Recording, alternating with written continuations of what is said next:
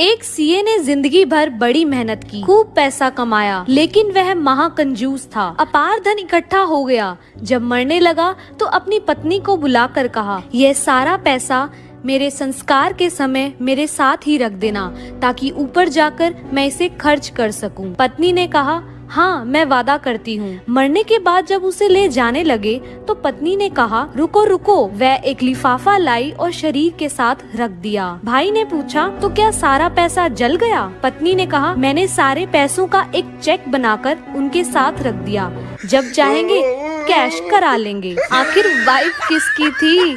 CA की। जब काम वाली पोछा लगा रही हो और मुझसे गलती से फर्श गंदा हो जाता है तो वो कहती है कि कोई बात नहीं, आप जाओ, मैं यहाँ दोबारा साफ कर दूंगी।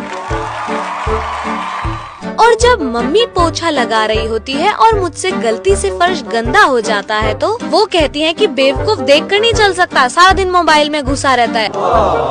और जब बहन पोछा लगा रही होती है और मुझसे फर्श गलती से गंदा हो जाता है तो तब वो कुछ कहती नहीं, बल्कि मुझे ही पोछा बनाकर सारा एरिया साफ करती है। एक बार एक व्यक्ति हाथ में एक किताब लिए उसे बेचने के लिए खड़ा था। फिर एक पढ़ाकू लड़की आई और उसने किताब का दाम पूछा। आदमी बोला 3000 रुपए। पढ़ाकू लड़की ने पूछा, इस किताब में ऐसा क्या है जो इतनी महंगी है? आदमी बोला, ये किताब पढ़ने से बड़े बड़े व्यक्तियों की अकल ठिकाने आ गई है। पढ़ाकू लड़की ने किताब खरीद ली। वह आदमी बोला, जब तक कोई मुसीबत ना आए इस किताब का आखिरी पन्ना बिल्कुल मत देखना। उस लड़की ने घर जाकर पूरी किताब पढ़ ली, लेकिन डर के कारण आखिरी पन्ना नहीं खोला। एक दिन उससे रहा नहीं गया और आखिरी पन्ना खोलकर देख ही लिया और सदमे से बेहोश हो गई। वहाँ लिखा था, मूल्य सिर्फ 70 रुपए। चाहे कितनी मर्जी।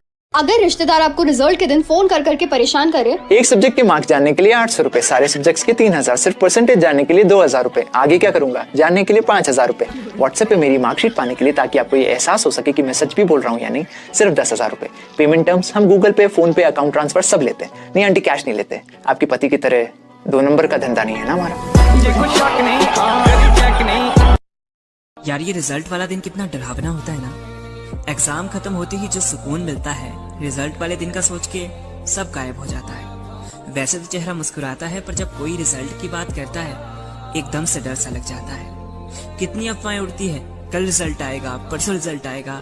यार ऐसा मत बोलो, हमारा दिल बाहर आ जाएगा। फाइनली जब रिजल्ट वाली घड़ी आ ही जाती है, घर वालों से आंखें नहीं मिल पाती है। कैसे मार्क्स आएंगे ये सोच के टेंशन हो जाती है। हर एक मिनट सोच सोच के निकलता है। भगवान के सामने बैठते ही हर पाप याद आ जाता है। भगवान भोग लगाऊंगा, हर संडे पैसे चढ़ाऊंगा, या तो फिर पास करवा दे या मैं मर जाऊंगा। आंखों में आंसू आते हैं पर बाहर नहीं निकल पाते हैं। बोर्ड रिजल्ट जब आता है दिमाग हैंग हो जाता है। क्लिक करते ही रिजल्ट पर भगवान। बेटा शैतानी मत करो, पढ़ोगे लिखोगे तभी तो गाड़ी बंगला सब कुछ मिलेगा, वरना ऐसे रह जाओगे। लेकिन सर आपके पास तो सिर्फ एक साइकिल ही है। Just